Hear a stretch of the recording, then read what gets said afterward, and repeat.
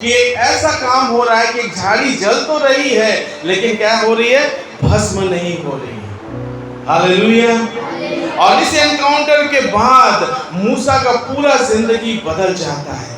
प्रियो, मैं और आप भी आज अगर इस बात को यहाँ पे लेके आए कि नहीं, मेरा एक एनकाउंटर होना चाहिए, मेरा एक सामना होना चाहिए परमेश्वर से, तो आप सही जगह पे आए हैं।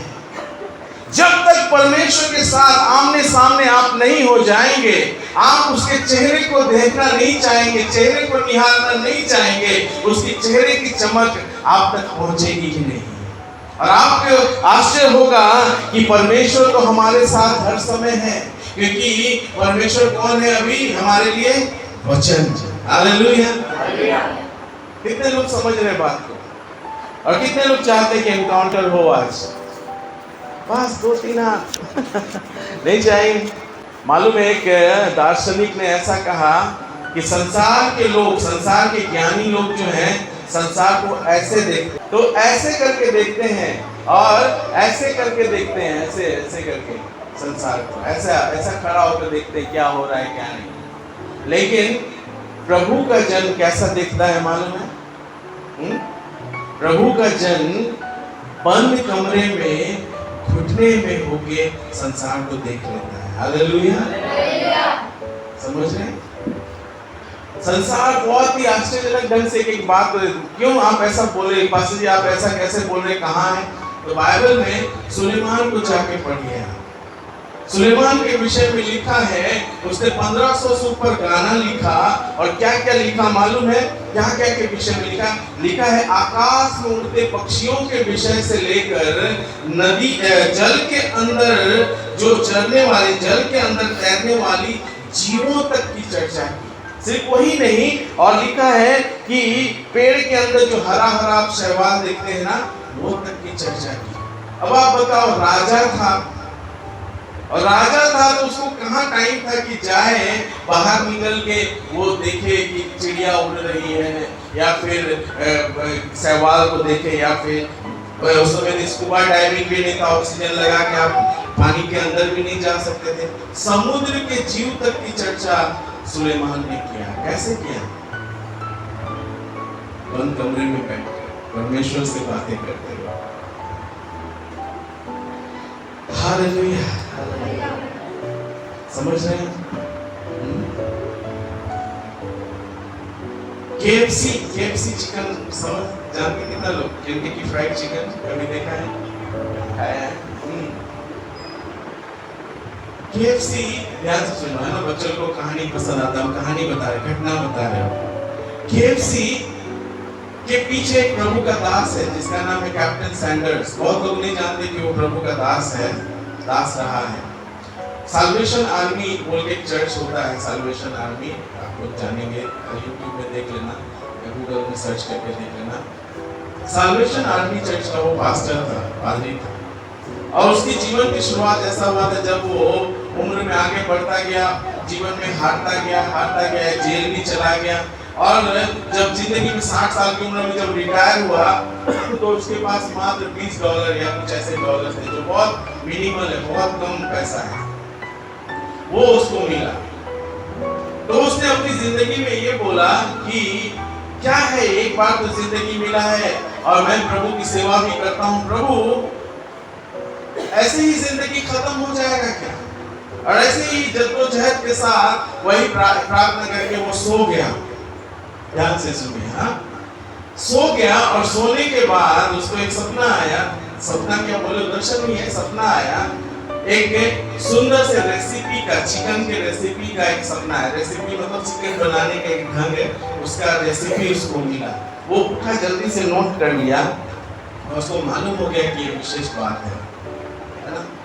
और उसके बाद उसने सुबह उठकर वैसे ही चिकन को बनाने का कोशिश किया। एक दो बार फेल हुआ, दूसरी बार, तीसरी बार में अच्छा से बन गया, और उसने भी पहले टेस्ट किया, चखा, लगा उसको अच्छा। बोला इस रविवार को जब मेरे लोग आएंगे चर्च में तो मैं उनको बना के खिलाऊंगा, उसको ऐसा शौक था।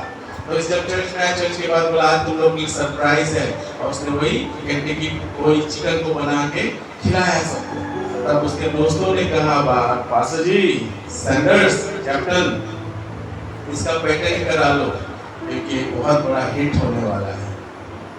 बेचारा रिटायर हुआ था, लेकिन जब 80 साल का होकर वो मरा ना, तो अरबों रुपया का मालिक था। हालेलुया। आप प्रभु से पूछते ही नहीं, तो वो आपको बताता ही नहीं, है ना? वो ज्ञान की बातें, वो आशीष की बातें आप पूछते ही नहीं। परमेश्वर, मालूम है एक बार जब एलिया थक गया और मृत्यु मांग रहा था, बोला था प्रभु मुझे मृत्यु दे दे, तो एक स्वर्गदूत आया और रोटी बनाया और ऐसे उसको उठाया, उठो और खा। फिर सो गया, खाया, पानी पिया, फिर सो गया। फिर दूसरी बार उसको फिर उठाया, बोला खा। स्वर्गदूत रोटी भी बनाता है।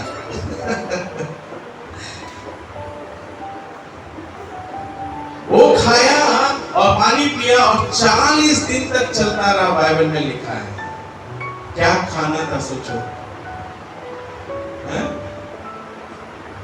अभी हम जो खाते हैं उसको खा के 40 दिन तक सोच सकते हैं आप? हमारा ऐसा है परमेश्वर। एक एनकाउंटर जरूरी है मेरे और आपके जीवन में। अभी हम सिर्फ आपको मूसा को बताए, बहुत ढेर सारा है, 2 और एनकाउंटर बता के खत्म करेंगे। एक एनकाउंटर होता है, कहाँ होता है आप बता लेंगे, जान जाएंगे उसको, प्रेरितों के काम में पाएंगे। जल्दी से आइए प्रेरितों के काम में। और वहाँ पर एक एनकाउंटर होता है एक व्यक्ति का, जो पूरे दुनिया का परिदृश्य बदल के रख देता है। जल्दी जल्दी, हाँ, प्रेरितों के काम। एक व्यक्ति है जिसका नाम शाऊल है। ये क्या करता था? वचन में लिखा है, पहला उसके आगे 8 और 7 को पढ़ेंगे तो कलीसिया पर अत्याचार कर रहा था। और अचानक से ये अत्याचारी व्यक्ति अत्याचार करने के लिए ही घोड़े पे सवार होके राजा का पत्र लेकर जा रहा है कि और भी लोगों को सताएगा। और अचानक लिखा है यहाँ पे, दमिश्क के रास्ते पर, दमिश्क के निकट जब वो पहुंचता है, एकाएक लिखा है आकाश से चारों ओर ज्योति चमकी। वास्तविक अनुवाद में जाएंगे तो दोपहर के समय एक बड़ी ज्योति चमकी, और ये ज्योति इस व्यक्ति को अंधा कर देता है। लेकिन ये इस आवाज को पहचान लेता है, क्योंकि दिन और रात वो वचन पढ़ने वाला, वचन में घुसा रहने वाला एक ज्ञानी व्यक्ति था। मालूम है, इसीलिए हम जान पाते हैं, अगर आप दिन और रात बाइबल पढ़ने वाले व्यक्ति भी हैं, तो भी एक एनकाउंटर जरूरी है, एक सामना जरूरी है। क्योंकि हम कई बार यीशु मसीह को पहचान नहीं पाते। शाऊल पढ़ रहा है, लेकिन वो यीशु मसीह को नहीं जान रहा है, उसी को ही सता रहा है। इसलिए तो जैसे ही वो गिरता है, एक मुंह से क्या निकलता है? एक सामना मेरा और आपका प्रभु से, वो सामना की आवश्यकता है। क्योंकि यहाँ पर ये व्यक्ति भूमि पर तो गिरा, लेकिन भूमि पर गिरा साउल नाम से गिरा, शाऊल है। लेकिन जब उठता है तो उसकी आंख की रोशनी चली जाती है, लेकिन वो जान जाता है कि अब वो एक बदला हुआ व्यक्ति है। और उसके बाद कैसा बदलता है? ना सिर्फ उसका जीवन बदलता है, उसका नाम बदल जाता है, पौलुस कहलाता है। उसके बाद आप पाते हैं आगे, अगर आप पढ़ेंगे 6 पद से आगे पढ़िए, तो ये व्यक्ति सीधा उठता है और प्रचार करना शुरू कर देता है। Hallelujah, hallelujah. एक और व्यक्ति है, उसका एनकाउंटर, जबकि वो प्रभु यीशु मसीह का सबसे प्रिय चेला है। कौन था यीशु मसीह का सबसे प्रिय चेला? वो ना यीशु मसीह के सीने से लग के बैठता था। जब चेले बैठते थे, है ना, तो यीशु मसीह के सीने से लग के बैठता था। लोग कहते हैं, ज्ञानवान लोग, जो खोजी लोग कहते हैं, वो ये आपको एक उत्साहित करने के लिए बोलना चाहता हूँ कि आप एक प्रभु के ऐसे जन बने जो प्रभु की धड़कन सुने। हालेलुया। बहुत कम लोग हैं संसार में ऐसे। और ये व्यक्ति जो प्रभु के सीने से लग के बैठता था, इसका भी एनकाउंटर होता है। ये भी प्रभु को देखता है। जिस यीशु को सीने से लगा के रहता, जिस यीशु के सीने से लग के रहता था, उस यीशु से जब उसका एनकाउंटर होता है, जब यीशु मसीह स्वर्ग में है, उसके बाद जब उसका एनकाउंटर होता है, तब आप देखिए क्या होता है। प्रकाशित वाक्य 1 अध्याय और उसका 10 पद। जब मैंने उसे देखा, यूहन्ना कहता है, तो उसके पैरों पर मुर्दा सा गिर पड़ा। उसने मुझ पर अपना दाहिना हाथ रखकर कहा, मत डर, मैं प्रथम और अंतिम और जीवता हूँ। मैं मर गया था और अब देख मैं युगानुयुग जीवता हूँ, और मृत्यु और अधोलोक की कुंजियाँ मेरे ही पास है। Hallelujah, hallelujah. एक एनकाउंटर यहाँ पे होता है, किसका? उसका सबसे, यीशु मसीह का सबसे प्रिय चेला का एनकाउंटर यहाँ पे होता है, सामना होता है। किस दिन होता है? लिखा है, मैं प्रभु के दिन आत्मा में आ गया। हालेलुया। जानते हैं सृष्टि की हर बात आत्मा है। अभी टाइम बहुत हो जा रहा है, समय निकलता जा रहा है, इसलिए बहुत ज्यादा बोलना नहीं है, नहीं तो आपको समझाते कि हर चीज जो संसार में है वो आत्मिक है। यहाँ आत्मा में आ गया, आत्मा में जीना अब हमको और आपको सीखना है। बहुत सालों से वचन की बातें आ रही, क्योंकि ये वचन भी आत्मा है। यहाँ यूहन्ना 6 और उसका 60 या 61 में आप जाके पढ़ लीजिएगा, वहाँ लिखा है, जो वचन मैंने तुमसे कहे हैं उसमें वो आत्मा है और जीवन है। हालेलुया। ये वचन जो हम सुन रहे हैं आत्मा है, क्योंकि यीशु मसीह आत्मा है, परमेश्वर आत्मा है, और वो पवित्र आत्मा जो मेरे और आपके अंदर रहता है वो भी आत्मा ही है। हालेलुया। तो हम और आप कौन हुए? आत्मा ही हुए। ये शरीर तो मात्र ऊपर से ढका हुआ है। ये शरीर तो, आप जो वस्त्र पहने हैं, हमने जो वस्त्र पहना है उसके समान है। मृत्यु वचन के अनुसार उस समय हम ये शरीर त्याग देंगे और हमारा आत्मा कहाँ चला जाएगा? जहाँ से आया है वहीं चला जाएगा। हालेलुया। कहाँ से आया है? परमेश्वर पिता से, परमेश्वर पिता के पास है। सब नहीं बोल पाएंगे ये बात, इसलिए एनकाउंटर यहाँ पे आत्मा में जब ये आ गया, यूहन्ना आ गया पतमुस नाम टापू में, और उसका एनकाउंटर यीशु मसीह से हुआ। वही यीशु मसीह जिसके सीने से लग के ये बैठता था, प्रेम से बैठता था, प्रेम करता था इस यीशु से बहुत ज्यादा। ओ यही यूहन्ना को क्या होता है, जब वो देखता है तो मुर्दा सा पड़ जाता है, क्योंकि अब हमारा यीशु मसीह कैसा है? वैभव से भरा हुआ। हालेलुया। घर में जाके एक अध्याय को पढ़ना, तब आपको समझ में आएगा कि मसीह जीवन कितना विशेष है। क्योंकि जिसके हम राजदूत हैं वो यीशु मसीह बहुत वैभवशाली है, और इसलिए ये व्यक्ति जब पृथ्वी से उस आत्मा में होकर जब यीशु मसीह को स्वर्ग में देखता है तो मुर्दा सा हो जाता है। लेकिन एक बहुत सुंदर क्या मिलता है, यीशु मसीह आता है, उसके कंधे को छूता है, और यहाँ पे लिखा है, विशेष रूप से लिखा है, उस जगह का नाम भी दिया। जब मैंने उसे मुर्दा सा पड़ गया, दाहिना हाथ अथॉरिटी को बताता, अधिकार को। यीशु मसीह अधिकार के साथ उसको छूता है, अधिकार देता, और क्या कहता है? मैं ही क्या हूँ? वचन में देखिए, मत डर, मैं प्रथम और अंतिम और जीता हूँ। मैं मर गया था और अब देख मैं युगानुग जीता हूँ। मृत्यु और अधोलोक की कुंजियां किसके पास है? हाँ, किसके पास है? हेलो, किसके पास है? हालेलुया। लेकिन वो कुंजी किसको दिया है मालूम है? अगर आप एक जगह पढ़ेंगे तो आपको आनंद से भर जाना चाहिए, क्योंकि जब मैं उस जगह को पढ़ता हूँ तो मालूम होता है कि वो अधिकार, क्या अधिकार यीशु मसीह ने मुझको और आपको दे दिया है। इफिसियों की पत्री निकालिए, और यही अंतिम होगा, है ना? इफिसियों की पत्री निकालिए, पहला अध्याय और 22 पद को पढ़ लीजिए। अभी अभी आपने पढ़ा, क्या पढ़ा? अब किसकी कुंजी है यीशु मसीह के पास? मृत्यु और अधोलोक की कुंजी किसके पास है? अभी अभी पढ़ा ना प्रकाशित वाक्य पहला अध्याय में। हाँ, मृत्यु और अधोलोक की कुंजियां मेरे पास है। यीशु मसीह के पास सामर्थ की वो बातें हैं, वो कुंजी है। और वो कुंजी क्या कहता है? यहाँ पे लिखा है, किसको दे दिया गया? यहाँ पे लिखा है सब प्रकार की। कितनी प्रकार की?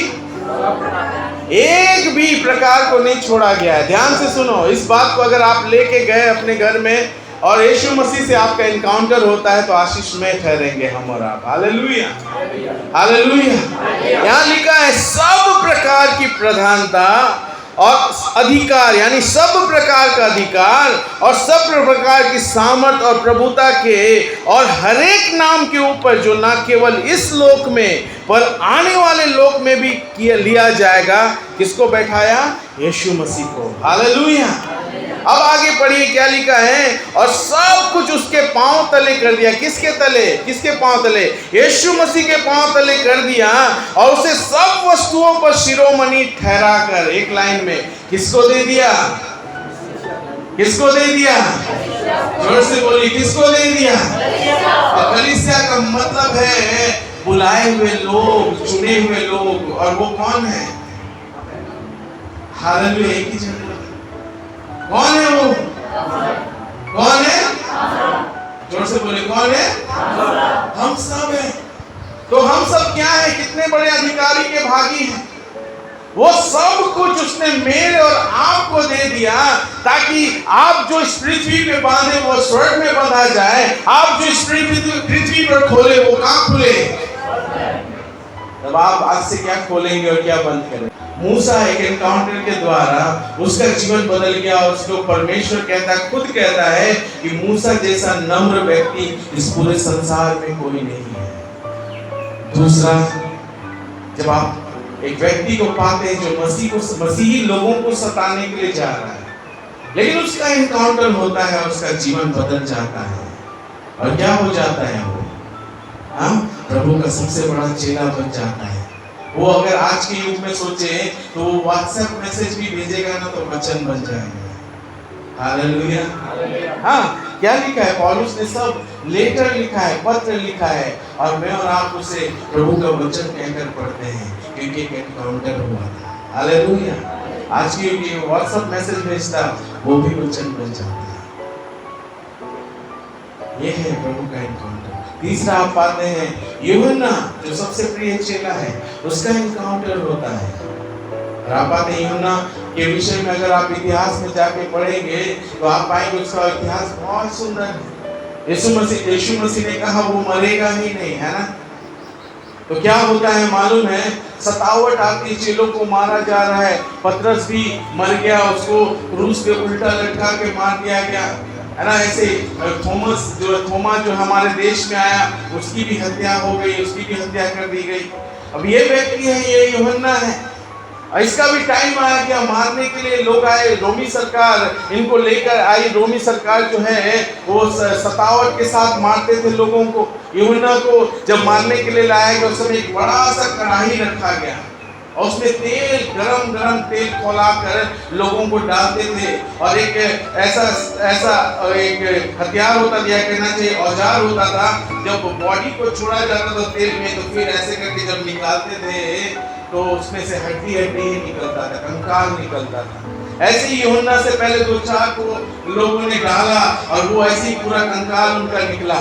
लेकिन जब इतिहास बताता है यूहन्ना को डाला गया तो यूहन्ना उस तेल में तैरने लगा, क्योंकि प्रभु की आशीष ऐसी थी। लोग डर गए, बोले इतना खौलता तेल जिसमें जा रहा तो हड्डी निकल रही है, ये कैसा व्यक्ति है? इसलिए ये मरेगा नहीं, ये बहुत यीशु मसीह के पीछे चलने वाला एक विशेष व्यक्ति है। उसके डर के मारे फिर उसको पतमुस नाम टापू में वहां पे डाल दिया गया। और वहां भी कैसा वातावरण है? एक बहुत ही गंदा और घिनौना वातावरण है। लोग उसको काला पानी बोलते। काला पानी वो जगह होता है जहां अगर रख दिया गया लोग धीरे धीरे बीमार होकर मर जाते हैं। ऐसे जगह में ये होना है। लेकिन जब उसका एनकाउंटर यीशु मसीह के साथ होता है तो क्या पाता है? यीशु मसीह बहुत विशेष है। हालेलुया। वो यहूदा का शेर, स्वर्ग का सबसे प्रिय, उस यीशु मसीह की आंख से वो आंख नहीं मिला पाता। उस यीशु मसीह के सीने से जिससे वो लग कर बैठता है उसको वो देख नहीं पाता, मुर्दा सा पड़ जाता है और स्वर्गीय बातों को अपनी आंखों से देखता और ये पाता है कि जो कुछ यीशु मसीह के हाथ में है वो सारा अधिकार तो उसने कलीसिया को दे दिया है। हालेलुया।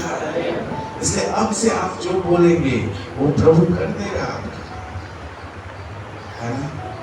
हालेलुया। कितनों को ये बात समझ में आई मैं नहीं जानता, लेकिन मैं अपने आप से बोल रहा हूँ, सीख रहा हूँ कि